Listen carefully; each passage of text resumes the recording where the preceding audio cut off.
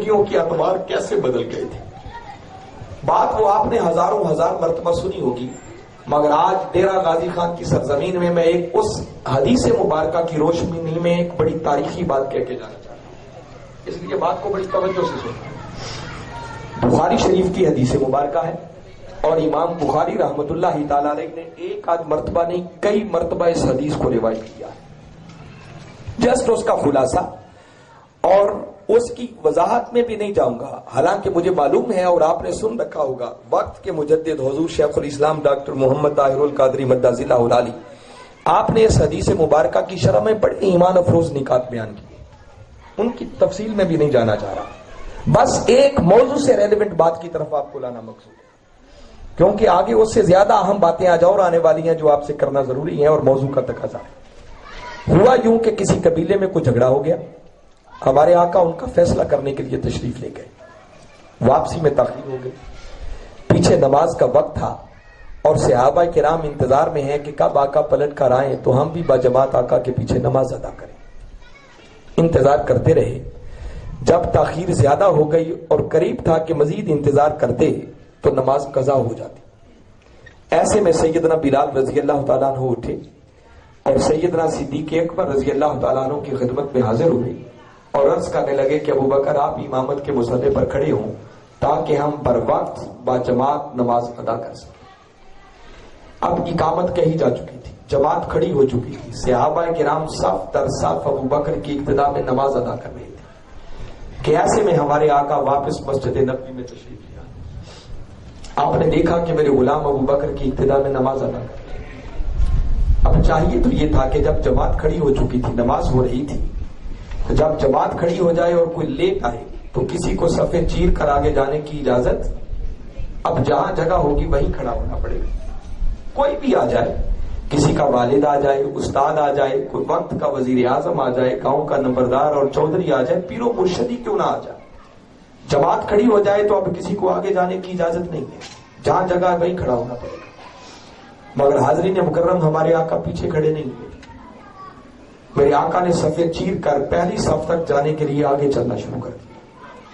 پہلی صف میں سے گزرے، صحابہ کرام کی نظر پڑی، دیکھا کہ آقا تشریف لے آئے تو چونکہ حالت نماز میں تھے تو زبان سے تو بول نہیں سکتے تھے، ہاتھ بندھے ہوئے تھے. اسی کیفیت میں اپنے ہاتھوں پر یوں الٹے ہاتھ مارے، فصفق الناس، تصفیق کے الفاظ ہیں، تالیاں بجائیں تاکہ اگلوں کو خبر ہو جائے کہ کائنات کے آقا تشریف لے آئے. میرے آقا گزرتے جا رہے ہیں، تالیوں کا شور بلند ہوتا چلا جا رہا. اب آگے اس راوی نے امامت کے مصلی پر جو سیدنا ابو بکر صدیق رضی اللہ تعالیٰ عنہ کھڑے ہیں ان کی کیفیت بیان کی اور ان کا حال بیان کرنے سے پہلے ایک جملہ بھی لکھا ہے کہ یہ وہ ابو بکر ہیں کہ جب نماز پڑھتے تھے تو ان کا دھیان کبھی دائیں بائیں نہیں ہٹتا تھا. یہ بات کر کے اگلی بات ساری لکھی. ابو بکر کہتے ہیں کہ اس دن تالیاں اتنی بجی کہ میں جو امامت کے مصلی پر کھڑا تھا سوچنے پہ مجبور ہو گیا کہ مجھ سے کوئی غلطی تو نہیں ہوئی. صحابہ کرام کیوں تالیاں بجا رہے ہیں، کس بات پر متوجہ کھڑے؟ بڑا سوچا ہوگا، بڑا ذہن دوڑایا ہوگا، غلطی ہوتی تو سمجھ میں آتی. جب کوئی غلطی سمجھ میں نہیں آئی تو دل سے آواز نکلی ہوگی کہ ابو بکر سوائے آقا کی آمد کے کوئی اور سبب نہیں ہو سکتا، کہیں آقا تشریف نہ لے آئے.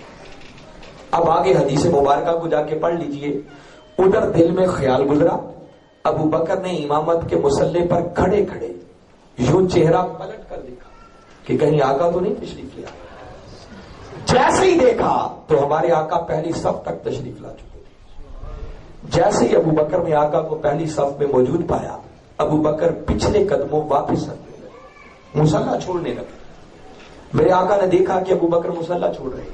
آپ نے بھی زبان سے نہیں فرمایا، اشارہ کیا، اور اشارہ کرنے کا معنی یہ تھا کہ ابو بکر مصلی نہ چھوڑ، یہیں کھڑا رہ، آج میں نبیوں کا امام بھی تیرے پیچھے نماز ادا کر لیتا. قربان جائیں ابو بکر کے مقدر پر جنہیں آقا یہ فرمایا، مگر قربان جائیں ان کے ادب پر. اتنی بات سنی، حدیث مبارکہ میں ہے کہ ابو بکر نے وہیں کھڑے کھڑے اللہ کی حمد بیان کی. حمد بیان کرنے کا کیا مطلب کہ شکرانے کے کلمات کہے ہوں گے، مولا تیرا شکر ہے کہ تیرے محبوب نے اس قابل سمجھا جو مجھے کھڑے رہنے کا حکم دیا.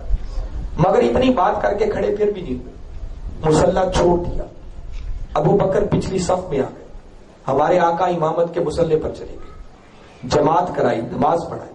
جب نماز مکمل ہو گئی تو میرے آقا نے ابو بکر کو بلا لیا اور بلا کر ایک سوال پوچھا، اور حدیث مبارکہ کے کلمات یہ ہیں جو میرے آقا نے سوال کیا۔ میرے آقا نے ابو بکر سے فرمایا ما منعک ان تثبت اذ امرتک، ابو بکر جب میں نے آپ کو حکم دیا تھا، امر دیا تھا کہ ثابت قدم رہنا، پیچھے نہ ہٹنا، تو بتا میرے حکم کے باوجود بھی تو نے امامت کا مسلح کیوں چھوڑا؟ یہ سوال کر دیا میرے آقا۔ یہاں ایک جملہ حضور شیخ الاسلام کا بتانا چاہ رہا، پھر اگلی بات جو میں کہنا چاہ رہا ہوں اس کی طرف آپ کو لانا چاہ رہا ہوں۔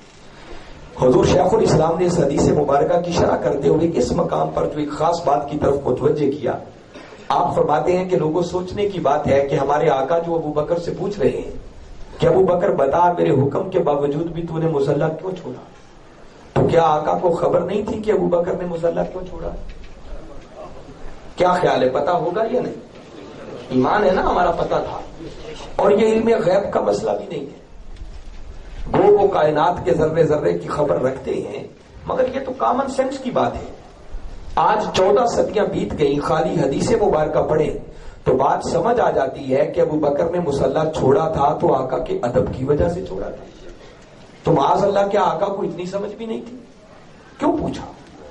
سمجھ تھی، جانتے تھے کہ ابو بکر نے مسلح کیوں چھوڑا، تو سوال یہ ہے کہ جب پتا تھا تو پھر پوچھا کیوں؟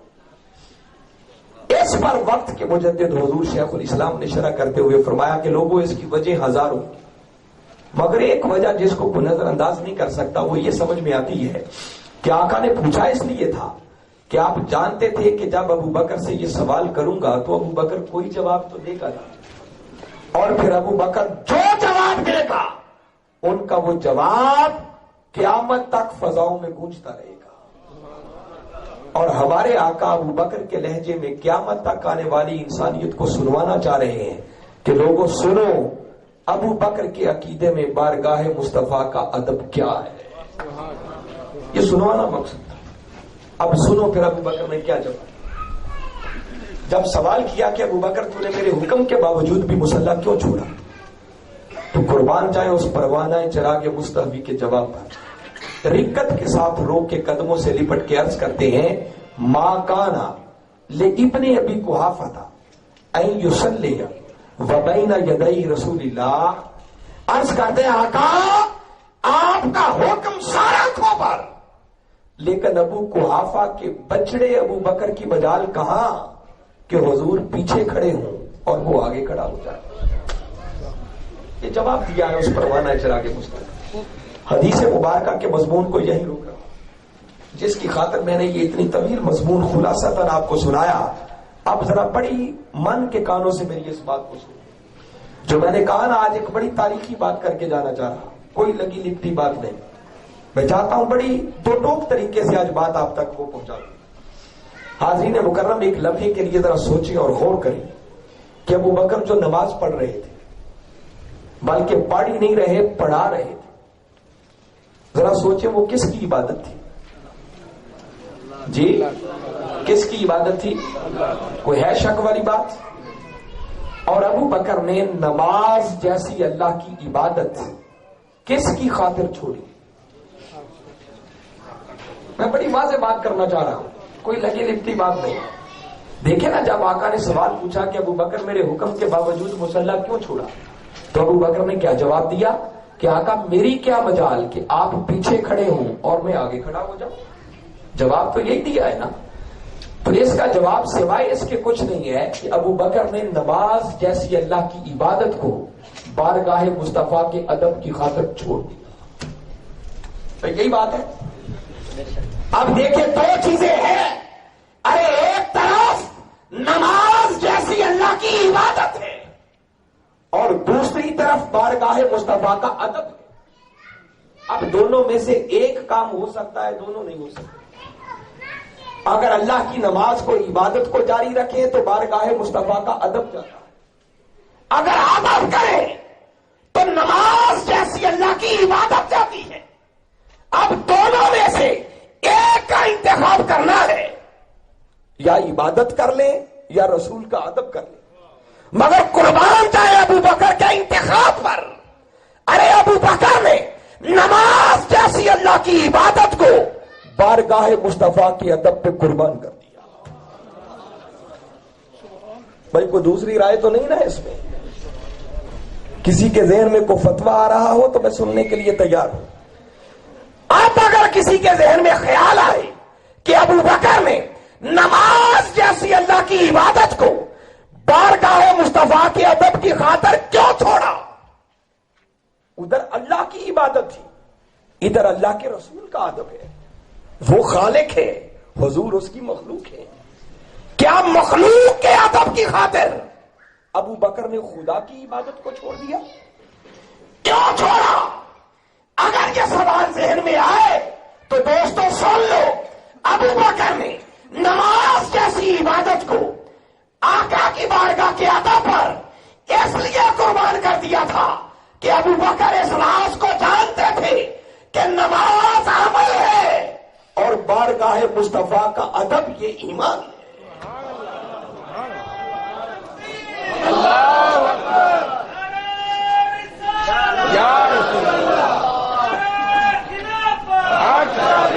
اگر ادب نہ رہتا، ایمان نہ رہتا، اور اگر ایمان نہ رہے کروڑ نمازیں بھی ہو تو انسان کے منہ پر دے ماری جاتی ہے۔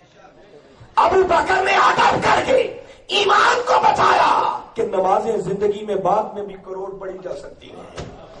اس لیے دوستو اس حقیقت کو اپنے من میں بٹھا لو، جو جملہ کہہ رہا ہوں یاد رکھیں، نماز ایمان نہیں ہے۔ کیا جملہ میں نے کہا ہے کہ نماز ایمان نہیں ہے، بلکہ نماز تو قبول بھی اس کی ہوتی ہے جس کے پاس پہلے ایمان ہو۔ یہ میں ڈیفرینشیٹ کرنا چاہ رہا ہوں، یہاں لوگ گڑبڑ کر دیتے ہیں۔ یاد رکھو روزے ایمان نہیں ہے، روزے تو قبول بھی اس کے ہوں گے جس کے پاس پہلے ایمان ہوگا۔ حج عمرہ ایمان نہیں ہے، حج عمرے تو قبول بھی اس کے ہوتے ہیں جس کے پاس پہلے ایمان ہو۔ ہر عمل کا یہی حال ہے، ایمان کے بغیر کوئی عمل بھی قبول نہیں ہوتا۔ تو سوال پیدا ہوتا ہے کہ بابا وہ ایمان کیا ہے جس کے بغیر کوئی عمل بھی اللہ کی بارگاہ میں قبول نہیں ہوتا؟ تو دوستو اس بات کو پلے باندھ لو کہ وہ ایمان جو ہر عمل کی قبولیت کے لیے بنیادی شرط ہے، وہ ایمان نام ہی کملی والے آقا کی محبت، عشق اور ادب میں فنا ہو جانے کا۔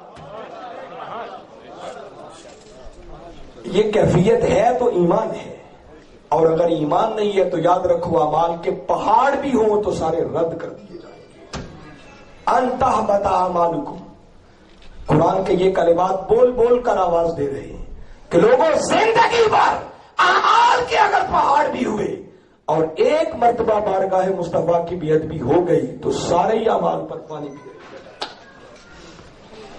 اس لیے میں اگلا جملہ کہہ کر اس بات کو یہاں وائنڈ اپ کرنا چاہ رہا ہوں۔ اس لیے دوستو کہنا یہ چاہ رہا ہوں، بس بیٹھے بھائی تشریف رکھیں، یہ تکلیف بھی نہیں کریں، غور سے سنیں میں کہہ گیا۔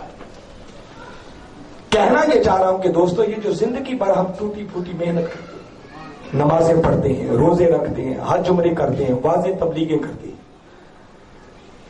والدین کا ادب کرتے ہیں، چھوٹوں سے پیار کرتے ہیں، رزق حلال کماتے ہیں، جو بھی اعمال کے پہاڑ بنا رہے ہیں، کرتے تو اس لیے ہے نا کہ قیامت والے دن ان پر کوئی اجر مل جائے۔